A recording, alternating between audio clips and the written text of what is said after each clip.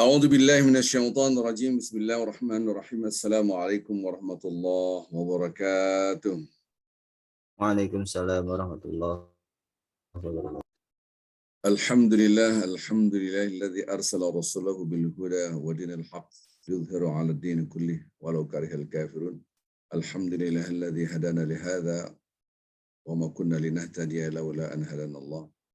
الحمد لله الذي قال في كتابه الكريم: أعوذ بالله من الشيطان الرجيم. بسم الله الرحمن الرحيم. لقد كان لكم في رسول الله أسوة حسنة لمن كان يرجو الله واليوم الآخر وذكر الله كثيرا. الحمد لله على جميع النعم التي لا تحصى أبدا، وكم من نعمة أنعمت علينا قال لك شكرنا، وكم من بلية ابتليتنا قال لك صبرنا. اللهم أعنا على ذكرك وشكرك وحسن عبادتك. اللهم صل وسلم وبارك على رسولك الكريم حبيبنا المصطفى سيدنا محمد وعلى آله وصحبه وسلم صلاة وسلاما دائمين متلازمين إلى يوم الدين. اللهم صل وسلم وبارك على خير الأنام حبيبك المصطفى رسولك ونبيك سيدنا محمد وعلى آله وصحبه أجمعين، كما صليت وباركت ورحمت على خليلك ونبيك إمام الناس سيدنا إبراهيم وعلى آله في العالمين إنك حميد مجيد. Bapak Ibu yang cinta Allah Subhanahu wa taala, Masya Allah, tabarakallah, alhamdulillah, kita bersyukur pada hari ini. Betul-betul kenikmatan yang luar biasa, yaitu nikmat iman, nikmat Islam. Dan nikmat iman dan nikmat Islam itu nampak dalam perilaku kita yang diatur oleh ajaran-ajaran yang dibawa oleh Nabi Muhammad SAW. Dan Nabi Muhammad SAW sebagai uswah hasanah, yaitu suri tauladan. Kita selalu bersyukur pada Allah Azza wa Jalla nikmat iman, nikmat Islam. Dengan nikmat inilah kita bisa menjalani kehidupan sesuai dengan apa yang diinginkan oleh Allah dan Rasul-Nya. Dan inilah kebahagiaan yang sejatinya. Rabbana atina fid dunya hasanah wa fil akhirati hasanah wa qina adzabannar. Kita meminta kepada Allah Subhanahu wa taala kebahagiaan di dunia, juga kebahagiaan di akhirat.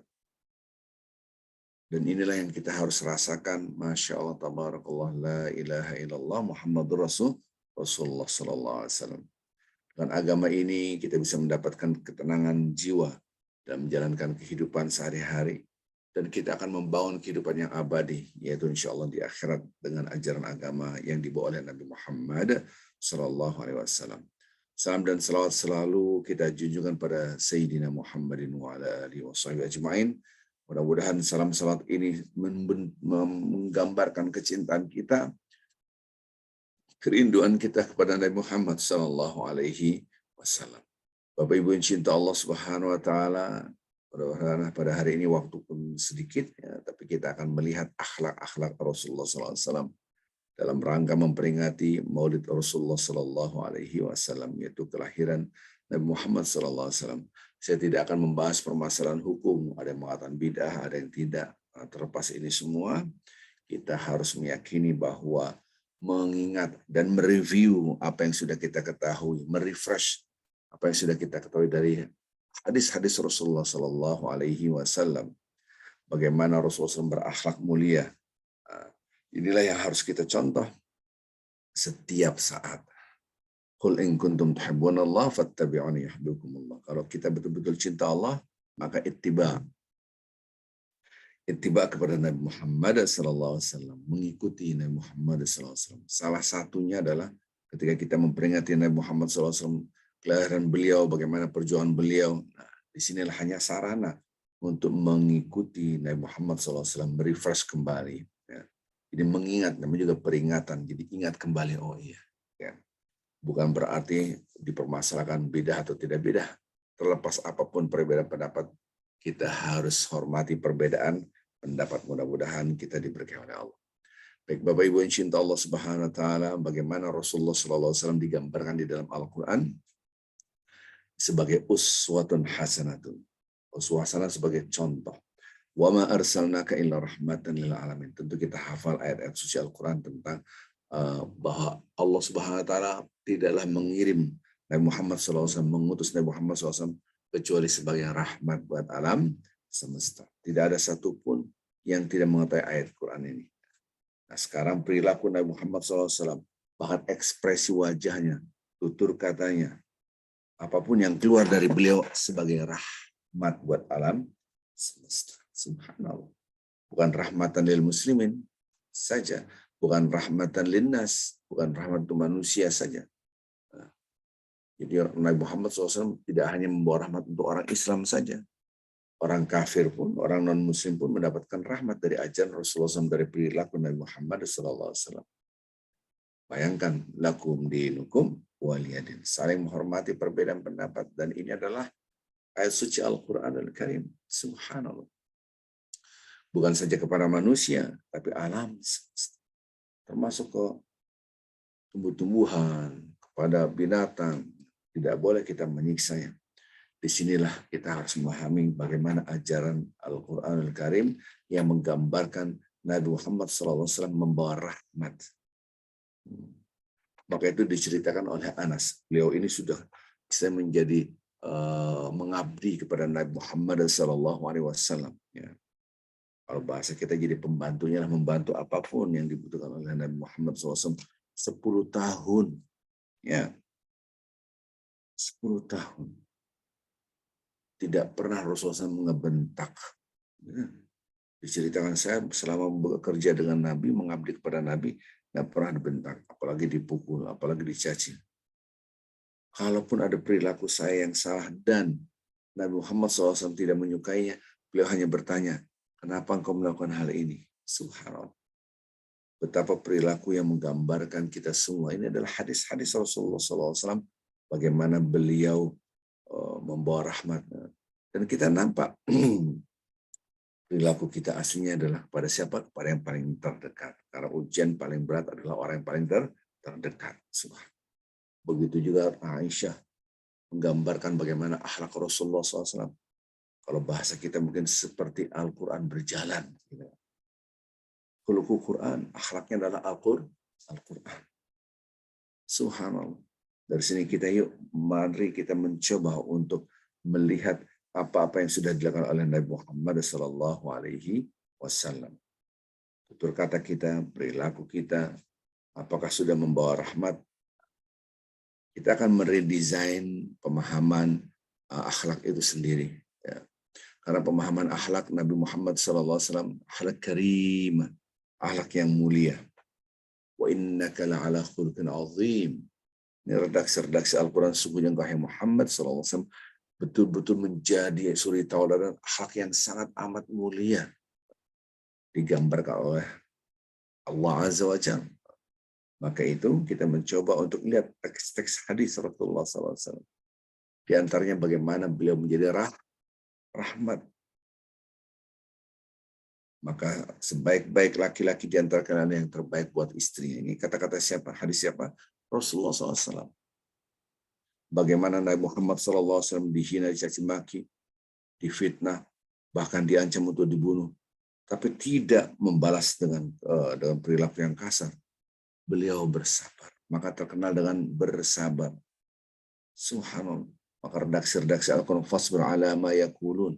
Bersabarlah engkau wahai Muhammad terhadap apa yang mereka katakan. Mencibir, mencaci maki, menghina.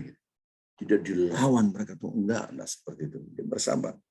Dan kita tahu kisahnya bagaimana di Taif. Rasulullah SAW dilemparin batu berdarah-darah. Yang lemparin batu itu dari anak kecil sampai kakek nenek yang wah. Kemudian datanglah Jibril akan memberikan azab kepada kaum itu. Karena apa? Karena menghina utusan Allah. Ini sudah berdarah-darah gitu kan.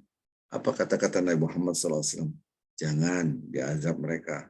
Sebagaimana umat sebelum itu yaitu Nabi Lut, umatnya dihancurkan dengan ditenggelamkan dengan bebatuan. Ya, balik. Kata Nabi Muhammad SAW, mereka jangan diazab. Sesungguhnya mereka belum paham, belum mengerti. Allah. Maka ada istilah an-nas a'dama jahil. Manusia menjadi musuh terhadap apa yang dia tidak ketahui. Jadi bapak-bapak, ibu-ibu yang cinta Allah SWT, ada saudara-saudara kita yang tidak mengerti tentang Islam. Mereka menghina umat Islam. Bahkan orang Islam menghina. Orang Islam menghina hijab.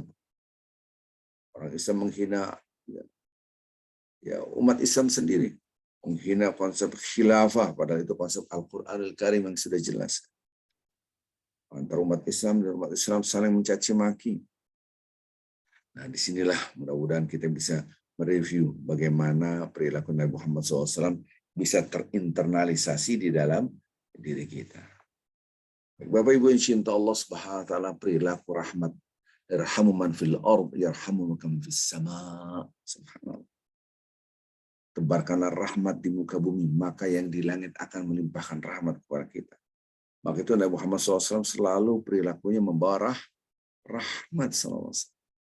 Jadi kalau kita mau mendapatkan perilaku limpahan rahmat dari Allah Azza wa Jalla dari langit, maka kita harus menebarkan rahmat. Bisa transaksional.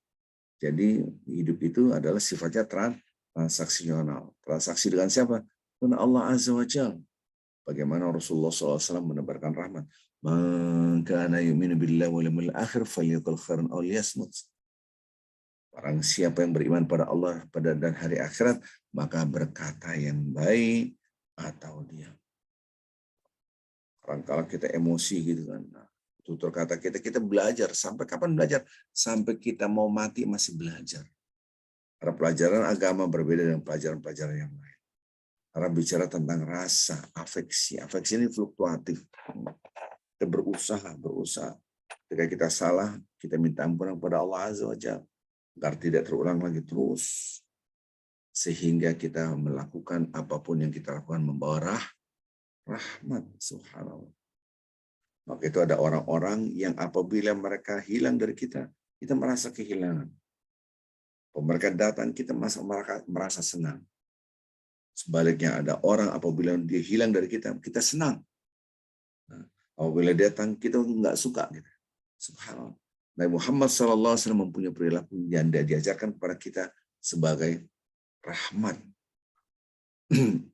Tutur katanya. Sehingga orang tuh hatinya sangat mudah untuk menerima ajaran Nabi Muhammad SAW. Dan ini digambarkan akhlak Rasulullah SAW. Fabima rahmatin minallah linta lahum. Walau kunta fadhan ghalidhal qalbi lanfaddu min hawlik. Hanya dengan rahmat Allah, perilaku kita menjadi rahmat buat orang lain. Jadi ini hanya dari Allah. Linta lahum. Akhirnya kita berlemah lembut kepada orang-orang itu. Kenapa kalau kita keras, kunta fadhan ghalidhal qalbi lanfaddu min hawlik. Mereka akan kabur. Maka diajarkan yang mendidik Nabi Muhammad SAW adalah Allah. Ahsanut ta'dib. Sebaik-baik edukasi, sebaik-baik pendidikan yang dilakukan oleh Allah Azza wa Jalla kepada Nabi Muhammad SAW pada Rasul-Rasulnya. Bagaimana Allah Subhanahu wa Ta'ala menggambarkan ajaran-ajaran Al-Quran itu nampak nyata dalam perilaku Rasulullah Sallallahu Alaihi Wasallam. Tutur kata kita kalau emang beriman pada Allah dan hari akhirat berkata baik atau diam. Kadang-kala di WA grup ribut antara satu yang lainnya. Rasulullah bahkan memberikan sebuah iming-iming. Iming-iming itu bukan bohong ya, bukan hoax. Tapi ini benar karena apa yang diucapkan oleh Nabi Muhammad SAW. Wa ma yantiqu anil hawa in huwa illa wahyun yuha. Ini Al-Quranul Karim. Apa yang diucapkan oleh Nabi adalah wahyu dari Allah. Maka kita menjadikan suri tauladan, tutur katanya menjadi pegangan hidup. Subhanallah. Jadi kalaupun ada perdebatan, apa Rasulullah mengatakan, jangan sampai ada ketakaburan. Ya. Maka itu akhlak Rasulullah SAW sangat tawadhu. Nanti kita akan bahas ya, bagaimana Rasulullah SAW menggambarkan akhlak secara utuh. Nah, kita pemahamannya tidak utuh. Pemahaman akhlak yang kita pahami hanyalah sangat parsial. Sepotong-sepotong. Kenapa? Karena ketika kita bicara akhlak, the first impression-nya adalah, interaksi sosial. Jadi kesan awal, akhlak ini bagaimana bertutur kata kepada manusia yang baik. Ini pemahaman akhlak yang sangat sempit. Kita bukan hanya respect everyone. Pemahaman akhlak bukan hanya interaksi sosial. Bukan hanya hubungan antara manusia dan manusia. Bahkan akhlak yang sangat utama adalah berdasarkan iman. Berdasarkan iman. Imannya lemah, ya akhlaknya otomatis lemah. Seandainya seorang itu memberikan ceramah, gitu. Akhlak baik, waduh bagus menebarkan ilmu, itu kan akhlak luar biasa. Tunggu dulu. Bagaimana keimanannya? Apakah dia ceramah untuk cari popularitas diri? Agar dipuji manusia, menunjukkan ilmunya, show off terhadap ilmunya, menunjukkan titelnya, menunjukkan inilah saya imam besar, menunjukkan inilah saya guru besar, menunjukkan. Kalau memang imannya tidak kuat, maka akhlak tidak mulia. Namanya. Subhanallah. Dia bersedekah, membangun masjid. Anda lihat secara kasat mata, oh dia akhlaknya mulia, dia bantu orang, dia bangun masjid. Tunggu dulu, imannya seperti apa? Maka melihat akhlak secara utuh, lahir batin harus terbangun kemuliaan. Dan akhlak itu bukan hanya berinteraksi antara manusia dan manusia. Bukan hanya you have to respect everyone. Anda harus hormat siapapun, bukan. Tapi you have to respect your God, yourself, everyone and everything. Anda juga harus melihat siapa yang mencipta langit dan bumi serta seisinya. Bagaimana hubungan kita dengan Allah Azza wa Jalla. Bagaimana hubungan kita dengan diri kita sendiri.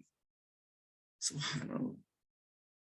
Kalau kita makan berlebihan, sampai obesitas, berarti kita tidak respect terhadap diri kita sendiri. Dan pada dasarnya, nomor satu adalah iman. Apa? Respect your God. Anda harus hormati siapa yang mencipta. Ini pondasi. Jadi sedekah kalau dilihatnya riya bukan untuk menghormati Allah, ridha Allah, cinta Allah, maka hilang. Siapapun ceramah di mana-mana, show off, inilah aku. Kalau orang show off itu ada di WA group itu, kadang-kadang show off. Saya bersama ini presiden, ini bersama gubernur, ini. Dia membesarkan dirinya dengan orang-orang besar. Subhanallah. Maka hilangnya yang namanya at-tawadhu', rendahan hati. Kerendahan hati ini hilang karena apa? Karena hilangnya keimanan yang mengagungkan Allah. La ilaha illallah. Tidak ada yang kita agungkan selain Allah. Tidak ada yang berhak disembah selain Allah. Tidak ada yang berhak dipuji selain Allah. Tapi dia memuji dirinya. Secara seremonial formalistik dan kasat mata kita lihat, oh dia berdakwah. Dakwah apa? Oh dia bersedekah. Oh dia bersabar. Bosnya maki-maki orang ini. Orang ini dia bersabar. Apapun yang dikatakan bosnya, iya. Dia tidak membalas lawan. Tidak. Sabar. Sabar. Ternyata kesabarannya daripada saya ngelawan nanti saya tidak dapat kerjaan, kemudian dapur nggak ngebul, nggak dapat duit, lebih baik saya sabar aja. Oh kesabarannya karena dunia. Jadi jangan melihat hanya pendekatan seremonial formalistik kulitnya saja, tapi lihat lebih substantifistik, lihat esensinya. Maka akhlak mulia itu lahir dan batin. Esensinya dari mana? Dari iman itu sendiri. Subhanallah. Kadang-kala kita disodorkan dua pilihan.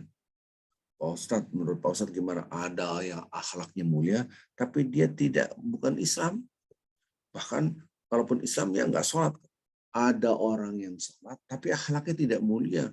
Nyakitin orang, tutur kata nyakitin. Saya bilang keduanya adalah neraka. Keduanya adalah neraka. Betapa banyak orang yang masuk neraka karena lisannya, karena lidahnya. Zaman sekarang bukan lidah, jempolnya. Tulis di WA grup ribut. Wah, ada orang share bagus. Wah, dibalas lagi share. Pas emosi kelihatan sekali gitu kan. Enggak sukanya nampak. Itu akan ada pertanggungjawaban di akhirat. Jadi kalau kita perhatikan, akhlak yang terpenting adalah berdasarkan iman kita pada Allah. Ini. Jadi ketika orang itu berakhlak mulia kepada sesama manusia, dia bersabar tapi bukan karena Allah, nol. Dia bersedekah tapi bukan karena Allah, nol. Tidak mungkin mulia di mata manusia, tapi di mata Allah tidak. Nah, ini yang harus kita berhati-hati pemahaman tentang akhlak. Jadi kalau ada orang tidak sholat itu dipastikan tidak punya akhlak. Bahkan ada orang yang tidak la ilaha illallah Muhammad Rasulullah. Tidak punya keyakinan terhadap syahadat la ilaha illallah Muhammad Rasulullah. Fixed price. Mereka tidak punya akhlak. Oh iya, iya. Kok bisa begitu judgment-nya, penilaiannya?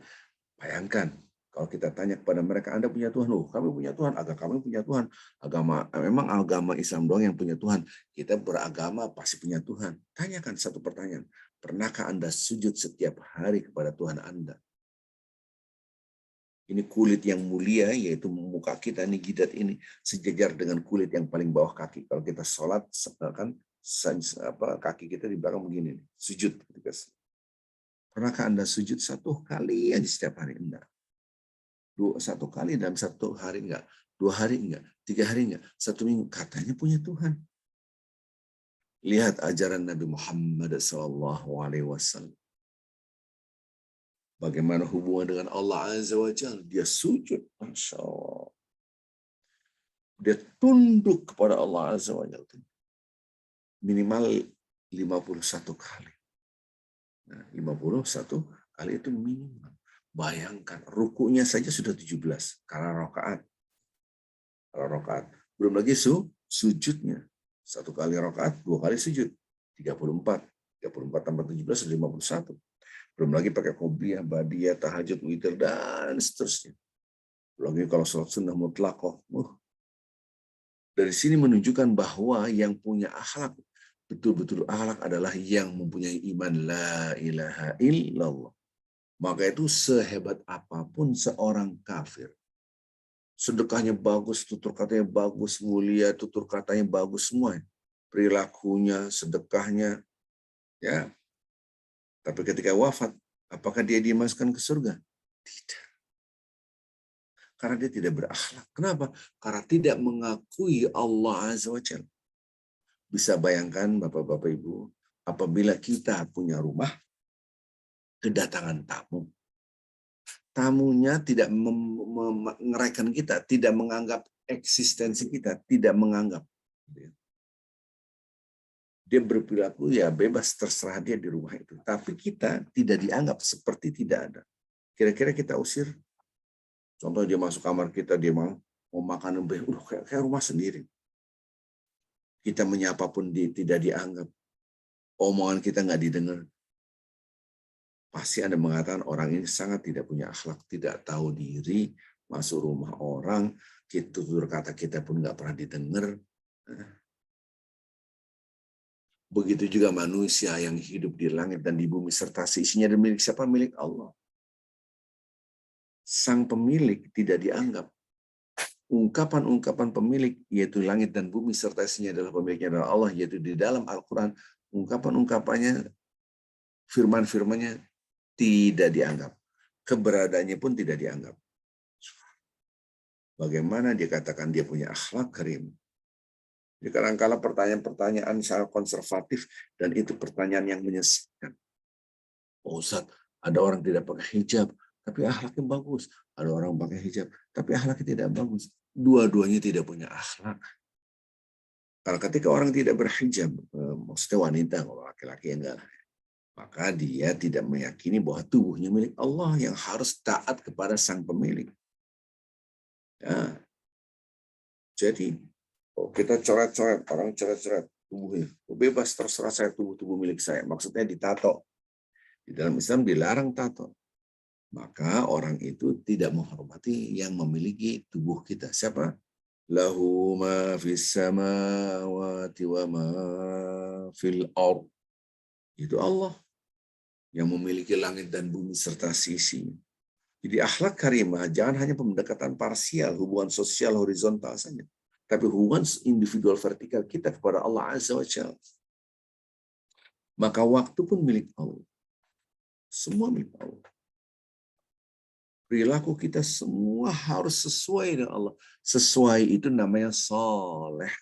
Perbuatan yang sesuai dengan Allah namanya amal soleh. Kok sesuai dengan Allah? Karena dialah yang punya langit dan bumi serta seisinya.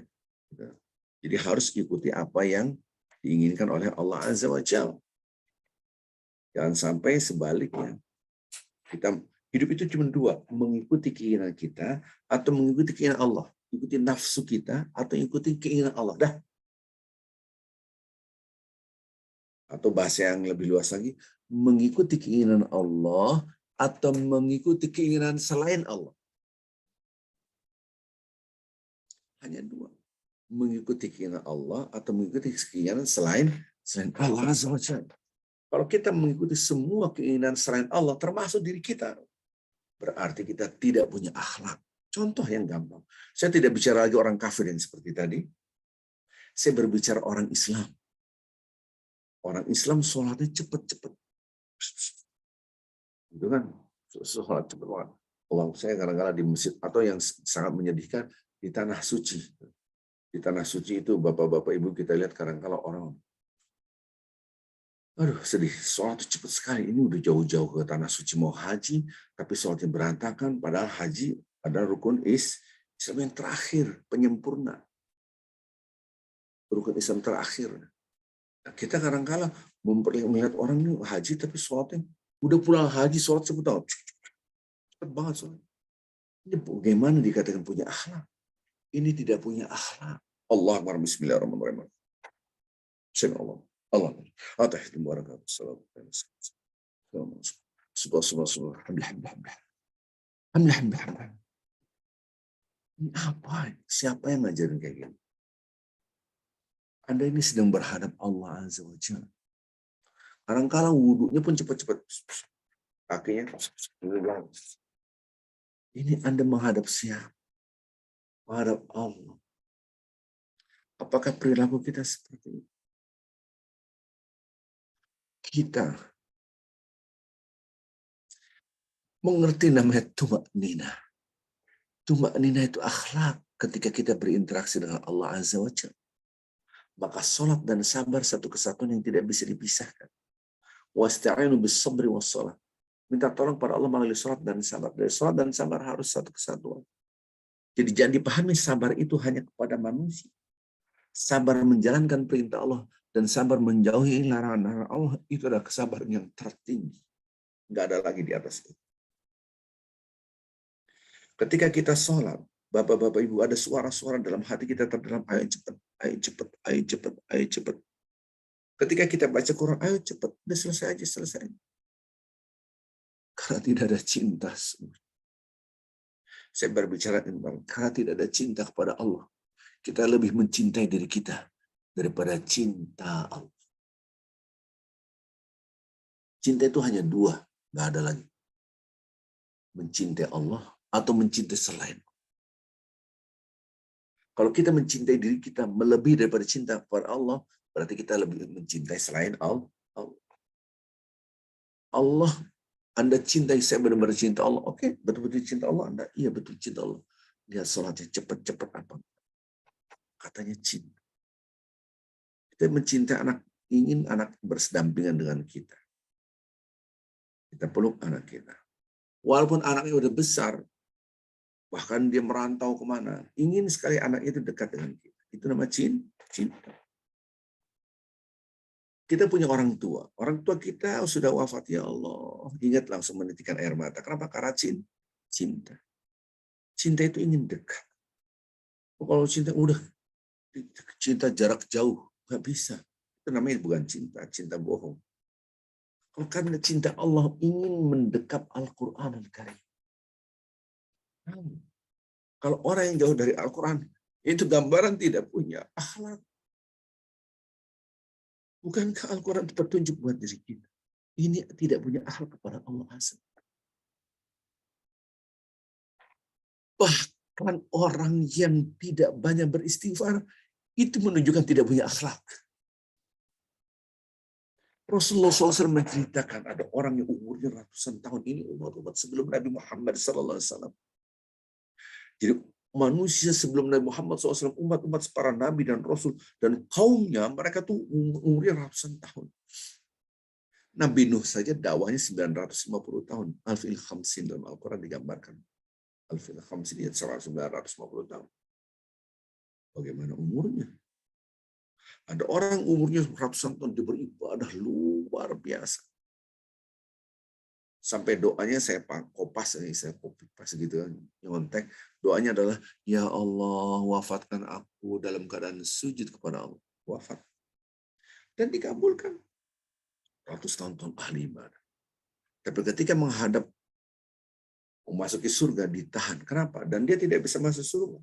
Karena ada pertanyaan yang salah menjawab. Tanya malaikat, kenapa engkau masuk surga? Oh, karena aku berbuat baik, beramal soleh. Sekali-kali tidak akan bisa masuk surga. Kok bisa begitu? Karena tidak ada satupun dia ketahan. Dia memahami masuk surga karena amal dia, karena perbuatannya. Terjadilah dialog antara malaikat dengan hamba Allah. Dari ujung rambut sampai ujung kaki kita. Betapa banyak nikmat Allah yang tidak kita syukuri. Nikmat Allah kita tidak syukuri berarti itu dosa nggak? Dosa. Manusia cuma dibagi dua, imma syakwa, imma kafur. Ada yang bersyukur, ada yang kufur. Nah, kalau kita tidak mensyukuri nikmat Allah berarti kufur nikmat. Jadi orang ini ketika ditanya oleh malaikat, Anda karena amal Anda, tidak ada satupun orang masuk surga karena amalnya. Tapi ini semua karena rahmat Allah. Coba lihat dari dulu. Baru sampai sini saja berapa kali kita mengedip, memejamkan mata. Apakah Anda bersyukur? Alhamdulillah, alhamdulillah, alhamdulillah. Kan enggak begitu. Organ tubuh kita aktif 24 jam, jantung kita, paru-paru kita, darah kita. Anda mensyukuri itu? Maka banyaklah beristighfar. Jadi orang yang jarang beristighfar itu tidak punya akhlak. Jadi jangan pemahaman akhlak itu sangat sempit, tapi kita buka pemahaman akhlak. Karena ketika hubungan kita dengan Allah tidak baik, efeknya kepada manusia pun tidak baik biasanya. Karena salat itu tanhanil fahsya wal munkar. Dan akhlak mulia adalah barometernya, patokannya adalah Allah Azza wa Jalla, bukan manusia. Yang penting saya berbuat baik. Anda tidak berbuat baik kepada saya, nggak ada urusan. Yang penting saya berbuat baik because of Allah. Karena memang Allah. Bukan karena manusia. Jadi kita, disinilah cinta Allah atau cinta selain Allah. Nah, itu. Nurut keinginan Allah atau nurut keinginan diri kita. Atau keinginan selain Allah. Allah atau selain Allah. Kita komitmen la ilaha illallah wahdah la syarikalah. Ini penekanan luar biasa. Tidak ada yang kita agungkan, tidak ada yang kita sembah, tidak ada yang berhak diagungkan dan disembah selain Allah. Wahdah, Allah saja. Bahasa Betanya Allah doang. La syarikalah, nggak ada yang lain. Berarti kecenderungannya kita membesarkan selain Allah, di penekanan-penekanan. Maka kalau kita cinta Allah, maka salat kita mesti tumakninah karena kita ingin lama dekat dengan Allah. Kalau kita cinta Allah, kita mesti senangnya berpuasa. Puasa itu menunjukkan, ya Allah, aku lebih cinta Kau daripada tubuhku. Saya tidak berbicara kalau dalam keadaan sakit, kalau dalam keadaan musafir, kalau dalam keadaan hal-hal yang dibolehkan untuk tidak berpuasa. Kalau Anda cinta Allah, mesti sholat malam. Enggak sholat malam, rasanya dulu. Gimana? Kalau Anda cinta Allah, mesti kita rindu membaca Al-Quran. Kayaknya nggak mau lepas dari Al-Quran. Yang terjadi kan tidak demikian. Ini orang yang jauh dari Al-Quran adalah orang yang tidak punya akhlak. Ini hubungan kita dengan Allah Azza wa Jalla. Orang yang jarang beristighfar adalah orang yang tidak punya akhlak. Rasulullah SAW dalam hadis mengatakan, aku tidak mungkin lepas daripada istighfar. Setiap hari minimal, ada yang mengatakan dalam riwayat 70 kali, ada yang mengatakan dalam riwayat beliau beristighfar 100 kali dalam satu hari. Wallah, demi Allah, la astaghfirullah, sungguh-sungguh aku ini beristighfar kepada Allah fi yaum, dalam satu hari, nggak lebih aksar min sab'ina marrah, mesti di atas 90 kali, 70 kali. Bayangkan. Dalam hadis yang lain 100 kali. Astagfirullahaladzim, astagfirullahaladzim, astagfirullah. Kita istighfar, kadang-kala habis sholat 3 kali. Sholat 5 waktu 5. 3 kali 5, 15. Kita kalau banyak istighfar, astagfirullah. La ilaha illallah. Sambil naik mobil sana. Astagfirullahaladzim. Kita tahu bahwa dosa itu banyak. Ampuni ya Allah. Itu punya akhlak. Betapa banyak nikmat yang Kau limpahkan kepada kami, kami tidak mampu mensyukurinya. Wa kam min ni'matin an'amta 'alaiha qala la syukruna wa kam min baliyatin ibtalaitana qala sabruna. Ya Allah, Ini yang diceritakan oleh Rasulullah SAW. Betapa banyak nikmat yang kau berikan kepada kami lupa mensyukuri, lupa. Dan betapa banyak ujian yang kau timpakan kepada kami tidak mampu bersabar.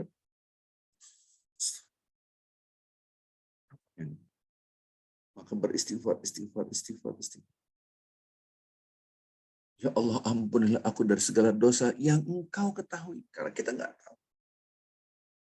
Jadi orang yang jarang beristighfar itu tidak punya akhlak. Akhlak Rasulullah dalam hadis-hadis menunjukkan selalu beristighfar. Sampai beliau itu sholat malam, sholat terus. Fisik beliau Masya Allah luar biasa. Maka kalau kita potret Nabi Muhammad SAW lebih jelas lagi, orang ini bisa kuat sholat malam. Karena lifestyle-nya, pola hidupnya berbeda dengan kita. Nabi Muhammad SAW habis sholat isya mesti tidur. Bahkan para sahabat-sahabat ketika Umar bin Khattab menjadi Khulafaur Rasyid sebagai khalifah, melarang orang ngobrol habis isya. Suruh tidur semua.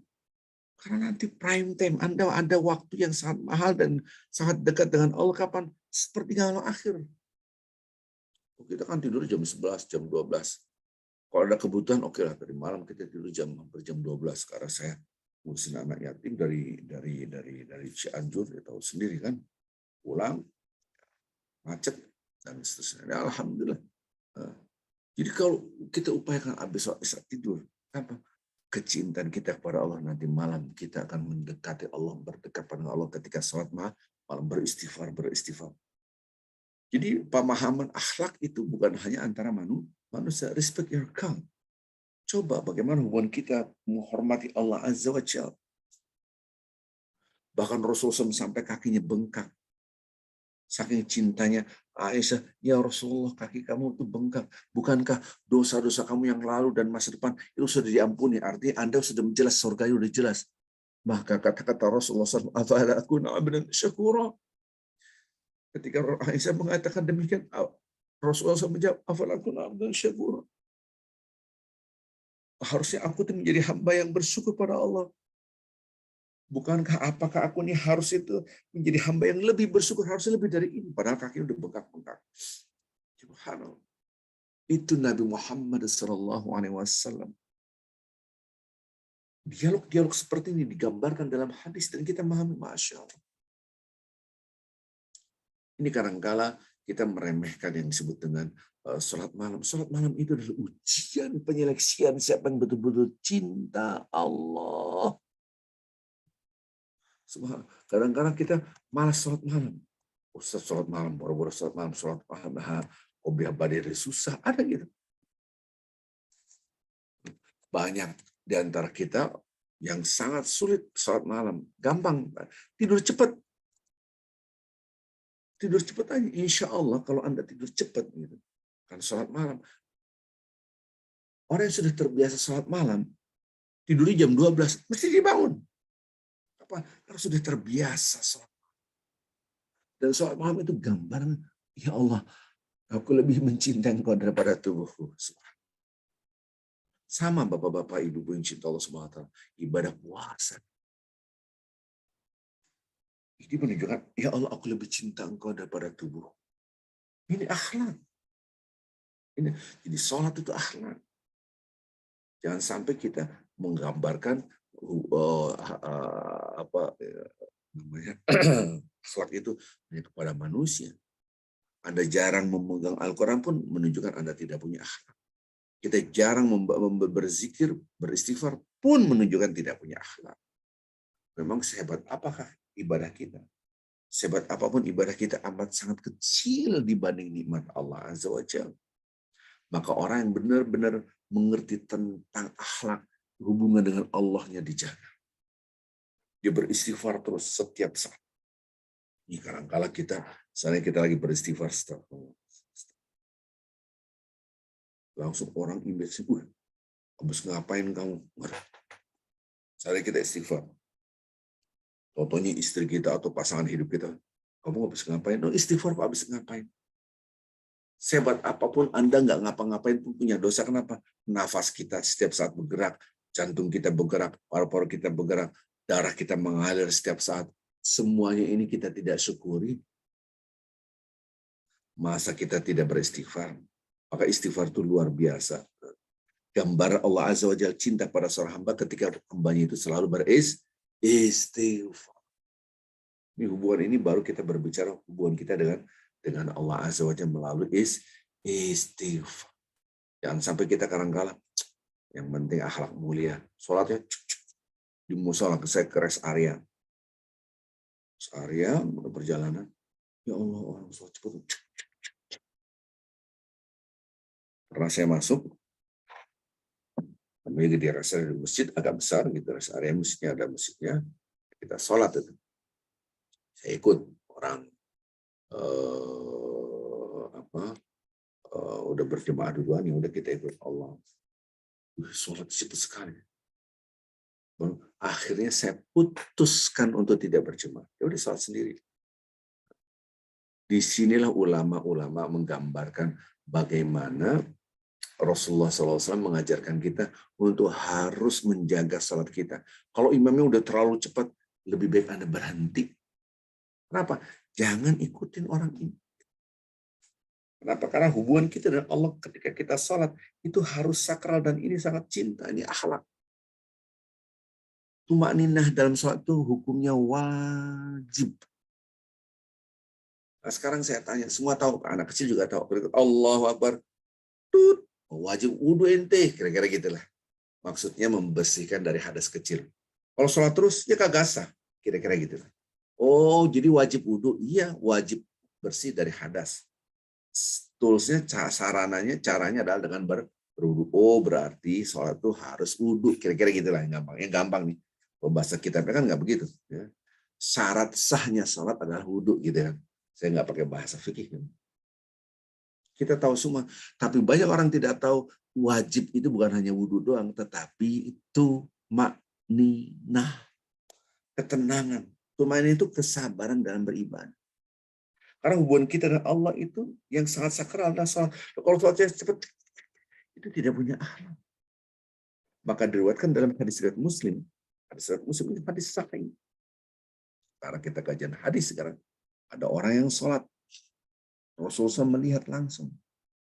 Setelah sholat, sini, sholat ulangi lagi. Sesungguhnya engkau belum sholat. Ulang lagi ya. Sholli farja fa innaka lam tusalli.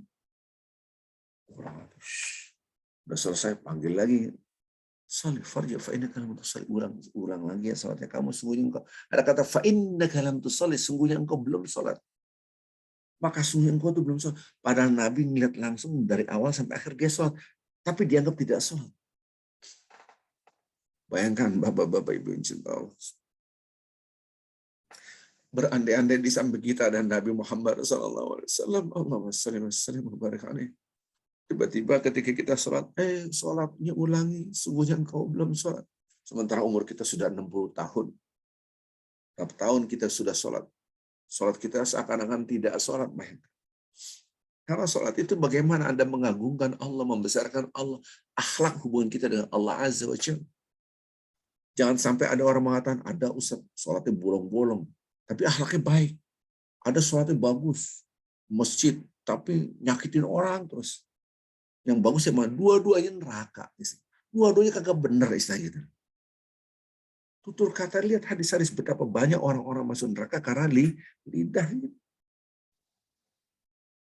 Apalagi ninggalin sholat.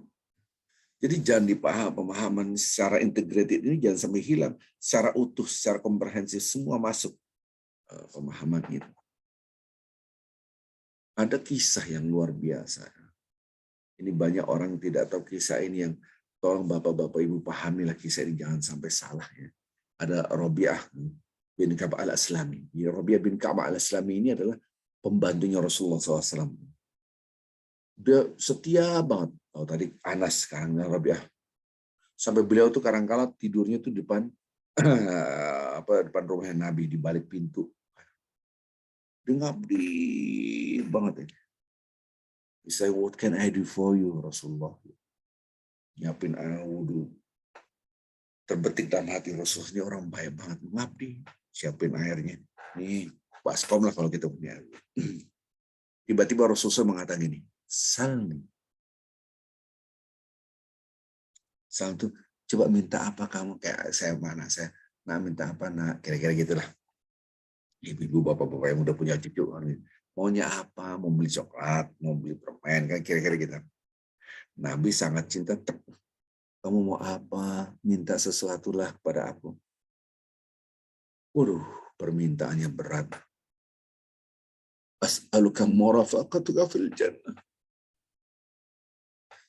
Murafaqatuka fil jannah ya Rasulullah. Aku minta aku bisa berdampingan dengan engkau di dalam surga. Bapak Ibu yang cinta Allah sebut. Surganya Rasul itu levelnya namanya Rafiqil A'la. Rafiqil A'la itu yang tertinggi. Bahasa kita mungkin VIP lah. Spesial. Nah ini orang ini. Aku as'aluka murafaqatuka fil jannah. As'aluka ya Allah. Aku minta kepada engkau murafaqatuka. Berdampingan dengan engkau dalam surga. Nabi Muhammad SAW nggak bisa menjawab. Karena permintaannya tinggi sekali. Ini pernah diminta juga ketika Nabi Musa mencari, ini kisahnya zaman Nabi Musa, Rasulullah SAW bercerita kisah ini, ingin mau mengetahui di mana kuburan Nabi Yusuf. Pernah kisah ini terjadi. Di dalam beberapa kitab menceritakan hal ini. Ada orang mengetahuinya, nenek-nenek udah sepuh. Datanglah Nabi Musa, saya mau tahu. Oh, nggak boleh tahu. Kamu harus bayar. Emang bayarnya apa? Doain. Aku ingin kepada Allah. Kamu kan Rasul. Mintanya apa? Aku minta berdampingan dengan Rasul, dengan engkau di dalam surga ini. Kata-kata ini Masya Allah luar biasa. Mudah-mudahan Bapak-Bapak Ibu kita bisa memasuki surga insya Allah bersama keluarga kita, bersama orang-orang yang soleh. Amin ya Rabbal Alamin. Baik, lagi saya tidak akan cerita kisah Nabi Musa dengan nenek-nenek orang Yahudi tadi. Kisah Nabi Muhammad SAW dengan Rabi'ah bin Ka'ab al-Aslami. Rabi'ah bin Ka'ab al-Aslami ini adalah di antara budak-budak yang dimerdekakan dan mengabdi kepada Rasulullah SAW. Dia dari orang-orang Ahlus Suffah. Ahlus Suffah itu di kota Madinah itu ya dari kalangan orang-orang yang miskin, tapi sangat dicintai oleh Allah Azza wa Jalla. Ya. Jadi permintaan tadi, aku ingin berdampingan dengan engkau di dalam surga. Apa respon Nabi? Yang lain aja selain itu. Karena itu hak prerogatif Allah. Oh, kata Nabi. Ada nggak yang lain selain itu? Karena berat permintaan ini. Apa kata-kata? Aku ingin itu aja, nggak ada yang lain. Aku tidak ingin. Kalau kita kan mau apa? Oh, saya mau mobil. Oh, saya mau rumah. Saya mau harta. Enggak. Ini permintaan yang luar biasa, obsesi akhirat. Nah, maka dalam kehidupan kita, Bapak-Bapak Ibu, jangan sampai obsesi hanya dunia saja. Allahumma inna nas'aluka ridhaka wal jannah wa na'udzubika min sakhatika wan nar. Ya Allah, aku minta ridha Engkau dan surgamu ya Allah. Lindungilah kami dari murka-Mu dan azab api neraka-Mu. Itu yang terpenting yang kita minta. Baik, lanjut. Apa kata-kata Rasulullah SAW, hadis Rasulullah? Apa? Oke, kalau gitu, fa'inni, bantu aku ya. Ala nafsika, untuk permintaan kamu supaya dikabulkan. Dengan apa? Bikathratus sujud. Dengan memperbanyak sujud. Ini berat permintaan. Ini akhlak yang diajarkan oleh Rasulullah SAW. Jadi permintaannya itu berat. Sampai Nabi minta yang lain aja. Enggak, aku mau itu ya Rasulullah. Oke, bantu aku ya. Supaya permintaan kamu itu menjadi kenyataan, menjadi hal yang nyata. Gimana caranya? Dengan cara banyak bersujud. Nah, kalau kita bersujudnya, maka ahli-ahli tafsir mengatakan banyak sujud adalah salat. Dan suatu gambaran akhlak ini baru belum semuanya. Kalau kita bicara akhlak Rasulullah SAW, dan sampai zuhur nggak kelar, gitu kan, masih banyak sekali materi. Menunjukkan bagaimana ketundukan kita pada Allah Azza wa Jalla dengan memperbanyak salat. Maka itu Bapak-bapak, Ibu Bus. Ketika ini hadis yang saya ceritakan adalah hadis riwayat Muslim. Hadis riwayat Muslim, hadis sahih 489. Ini dilihat bagaimana Allah Subhanahu wa taala mengajarkan Rasulullah SAW, dan Rasulullah SAW apa yang diucapkan adalah dari Allah, wahyu dari Allah. Ini menunjukkan akhlak kita. Bagaimana kita memperbanyak sholat, rasa syukur kita kepada Allah Azza wa Jalla melalui sujud. Dan buah sujud akan mengeluarkan akhlak yang dahsyat. Tarahum ruk'an sujudnya yabtaghuna fadlan min Allah wa ridwana simahum fi wujuhihim min athari sujud.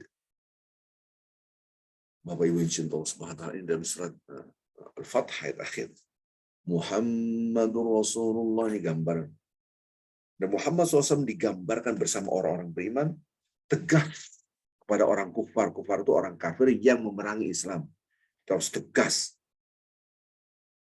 Maka itu kita betul membawa rahmat. Tapi ketika kita diperangi, kita angkat senjata, ada perang Badar, ada perang Uhud, itu bukan berarti kita tidak menebarkan rahmat. Tegakkan keadilan itu penuh harus dengan jihad. Wahama bainahum, kita ini saling menebarkan rahmat, saling mencintai antara orang-orang bainahum, orang-orang beriman, kita saling mencintai, menebarkan rahmat. Tarahum ruk'an sujadan yabtaghuna fadlan min Allah wa ridwana. Anda akan melihat mereka ruku dan sujud kepada Allah Azza wa Jalla. Nah, buahnya nampak simahum fi wujuhin athar sujud. Nampak air muka mereka, pancaran wajah mereka bekas sujud. Bukan jendolan hitam, tetapi mereka tawadhu. Maka sholat itu mengeluarkan akhlak mulia hubungan antara manusia, yaitu tawadhu, buah daripada hubungan antara kita dan Allah Azza wa Jalla. Dan akan nampak wajah kita, nampak bekas sujud, maksudnya tawadhu, rendah hati. Karena kalau sholatnya ini berjendol hitam, tapi menghina orang. Orang kayak begini, kayak kebun binatang kok. Itu apa yang tidak menebarkan rahmat. Padahal dia seorang yang dianggap mengerti ajaran agama Islam. Tutur katanya membinatangkan manusia. Judgment, ini haram, bid'ah, masuk neraka. Innalillahi wa inna ilaihi raji'un. Maka tutur katanya tidak membawa rahmat. Wajahnya tidak menggambarkan simahum fi wujuhihim min athris sujud. Nampak dari wajah mereka bekas sujud. Karena bekas sujud itu orang yang tawadhu. Maka Rasulullah SAW mengajarkan kepada Rabi'ah ibn Ka'ab al-Aslami, yaitu Rabi'ah ibn Ka'ab al-Aslami, oke, permintaan Anda itu berat, tapi tolong aku. Gimana caranya? Banyak sujud. Banyak salat. Karena buah daripada sujud itu, Masya Allah, luar biasa, itu ketawaduan. Bagaimana kita tawadhu, rendah hati. Bapak-bapak, ibu yang cinta Allah SWT, kalau Anda gampang tersulut emosinya, berarti hilanglah ketawaduan. Gambaran sholat itu hilang. Begitu marah. Wah, berarti Anda lebih cinta diri Anda daripada Allah. Cinta cuma dua. Cinta Allah atau cinta selain Allah. Dah. وَمِنَ النَّاسِ مَن يَتَّخِذُ مِن دُونِ اللَّهِ أَندَادًا يُحِبُّونَهُمْ كَحُبِّ اللَّهِ وَالَّذِينَ آمَنُوا أَشَدُّ حُبًّا لِلَّهِ وَلَوْ يَرَى الَّذِينَ ظَلَمُوا إِذْ يَرَوْنَ الْعَذَابَ أَنَّ الْقُوَّةَ لِلَّهِ جَمِيعًا وَأَنَّ اللَّهَ شَدِيدُ الْعَذَابِ. Hanya dua cinta ini. Ini di dalam surah Al-Baqarah ayat 165. Di antara manusia ada dua. Ada yang cinta selain Allah, ada yang cinta Allah. Ada yang cinta selain Allah tuh cintanya seperti cinta kepada Tuhannya. Ada orang sementara walladzina amanu, orang-orang beriman betul-betul cinta Allah luar biasa. Nah, kalau kita cinta Allah, betul-betul cinta Allah, salat kita ya pelan-pelan, itulah akhlak. Kalau Anda betul-betul cinta Allah, Anda selalu membaca Quran, itulah akhlak. Orang yang jauh dari Al-Quran tidak punya akhlak. Nanti hubungan kita dengan Allah akan terpancar, hubungan kita dengan manusia. Inilah pemahaman akhlak secara integrated, secara utuh. Baik, Bapak Ibu yang cinta Allah Subhanahu wa taala, insya Allah kita akan bahas lebih lanjut lagi ayat-ayat suci Al-Quran ke depan, karena saya harus ada kajian lagi untuk melanjutkan kajian insya Allah besok pagi. Mudah-mudahan kita bisa kajian tafsir ayat-ayat suci Al-Quran tetap berkaitan dengan akhlak-akhlak Rasulullah Sallallahu Alaihi Wasallam. Kalau ada pertanyaan dari bapak-bapak, ibu-ibu yang cinta Allah Subhanahu Wa Taala, silahkan. Mungkin Rizky ada yang bertanya atau Dewa pertanyaan di unmute. Sebentar saya ingat dulu. Sebentar. Ada Pak di chat. Oke, sebentar saya buka dulu ininya. Sebentar. Baca dulu ya.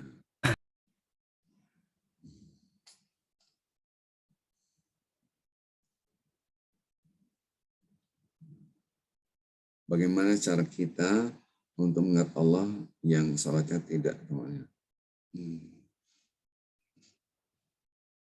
Baik, Bapak Ibu yang cinta Allah Subhanahu Wa Taala, biasanya orang yang tidak tumakninah itu ada hal yang ingin dikerjakan atau hati dan pikirannya tidak bersama Allah. Sementara daksi Al-Quran, alladzina yadhunnuna annahum mulaqu rabbihim wa annahum ilaihi rajiun. Alladzina itu orang-orang yadhunnuna, mereka yakin annahum mulaqu, bahwasanya ketika sholat dia yakin sedang bertemu dengan Allah. Mulaqu rabbihim, mereka ini sedang bertemu dengan Allah. Nah, rasa sedang bertemu Allah hilang. Yang kedua, wa annahum ilaihi rajiun. Ketika orang sholat itu dia yakin dalam perjalanan menuju kematian, dalam menuju kembali kepada Allah. Kalau orang lupa kematian, gugur kekhusyuannya. Maka cepat-cepat. Maka itu kemarin kita bahas seakan-akan tahun ini adalah tahun 2122. Allahu Akbar. Oh gitu. Loh, bayangin kalau Anda sekarang ini 2122, berarti Anda di mana? Kita semua di mana? Kita di dalam kubur. Yang ada penyesalan. Kenapa sholat saya dulu cepat-cepat? Kenapa saya kurang sedekah? Kenapa? Jadi isinya cuma penyesalan. Ya Allah, aku ini untuk masa depan. Maka kita harus ingat kematian. Kira-kira gitu gambarannya. Ada lagi? Ini Ibu Murni, ada yang raise hand itu. Silakan Ibu Murni Fetri. Ya, Assalamualaikum Ustadz. Waalaikumsalam. Ini saya mau bertanya Ustadz. Insya Allah saya selama ini mencoba selalu seperti Ustadz katakan memperbanyak sujud, juga dengan melakukan salat sunnah dalam mengiringi salat wajib. Nah, yang ingin saya tanyakan dalam mencari jodoh anak ini Ustadz, saya ada ya selama ini anak-anak itu menjalan-jalan dengan pikiran sendiri. Sekarang alhamdulillah dengan saya selalu bermunajat, berdoa pada Allah, dia udah mulai istilahnya dekat lah dengan kita. Mereka udah selesai kuliah, Ustadz, ingin berkenan mencari jodoh untuk anak saya. Dan yang saya lihat ini seorang perempuan ini kayaknya bagus, cocok untuk menjadi calon istri bagi anak saya, jadi ibu bagi cucu-cucu saya nanti gitu Ustaz. Nah, boleh nggak kita berdoa untuk itu Ustaz, supaya mereka dipersatukan dalam jodoh. Kemudian juga anak saya yang berdua, ya saya bermohon agar diberi Allah pekerjaan yang menggembirakan hatinya, yang membuat dia tambah takwa. Nah, doa seperti apa lagi ya yang harus dibaca nih Ustaz? Itu aja Ustaz. Mohon nasihat Ustaz. Jazakallahu khairan. Oh iya. Ketika kita sujud memang disuruh kita banyak berdoa. Disuruh banyak meminta. Tapi bukan berarti kita ekspresikan dengan bahasa kita ketika kita sujud. Artinya ketika kita sujud, sallu kama ra'aitumuni usolli sholat, atau sebagaimana aku sholat, berarti tetap ikutin aturan-aturan Allah Azza wa Jalla. Sujudnya doa ketika sujud tetap, tapi hati kita mengekspresikan apapun boleh. Ya, apalagi ketika kita sholat sunnah gitu kan. Jadi ketika ekspresi ungkapan tetap sebagaimana hadis Rasulullah SAW, doa-doa sujud sebagian antaranya subhanallah a'la wa bihamdi kan gitu. Boleh silakan. Tetapi hati kita ekspresinya beda, ungkapannya beda. Dalam hati kita ada description tentang keinginan kita. Boleh. Yang kedua, ini kan berbicara kaitannya dengan sujud karena memang hamba Allah dengan hambanya paling dekat ketika dalam keadaan sujud, maka perbanyak perbanyak permintaan. Di luar sholat, di luar sujud. Kita juga bisa. Ketika kita sujud syukur. Ketika di luar sholat, kita doa ke dia, Allah, alhamdulillah aku bisa beribadah. Anda sujud. Nah, kalau sujud di luar sholat, maka Anda bebas ekspresi ungkapan bahasa Indonesia pun boleh. Ketika itu Rasulullah Shallallahu Alaihi Wasallam berjalan dengan Abdurrahman bin Auf. Tiba-tiba Rasulullah SAW sujud. Sampai Rasulullah sujud. Apa ya? Ditungguin lama. Tungguin dilihatin. Terbesit dalam pikiran sahabat ini, jangan-jangan Rasulullah SAW wafat dalam keadaan sujud. Lama ya. Tiba-tiba Rasulullah SAW bangkit dari sujud. Melihat wajah sahabatnya, kenapa? Alhamdulillah. Sebab mabik itu maksudnya, kenapa kamu wajah seperti itu? Ya Rasul, aku pikir engkau wafat. Tidak, aku bersyukur pada Allah Azza wa Jalla. Nah, ini namanya kisah tentang dalil-dalil sujud syukur. Kalau sujud di luar sholat, Anda bebas ekspresi. Minta apa saja. Seandainya minta anak supaya mendapatkan jodohnya, minta. Dan doa di luar sholat, Anda doa pakai bahasa Indonesia. Tidak harus Rabbana hablana min azwajina wa dzurriyyatina Anda. Pakai bahasa Indonesia. Ya Allah, yang memiliki kerajaan langit dan bumi serta seisinya. Tuhan manusia, Raja manusia, Rabbun nas, ilahin nas, malikin nas. Kalau bahasa Al-Quran. Yang memiliki manusia, Raja manusia. Tidak ada beban setitik pun engkau untuk mengatur kerajaan langit dan bumi serta seisinya. Apalagi hanya untuk menghadirkan pasangan hidup buat anakku, ya Allah. Sangat mudah bagi engkau untuk menghadirkan orang yang saleh. Ya Allah, ya Rahman. Kapan itu?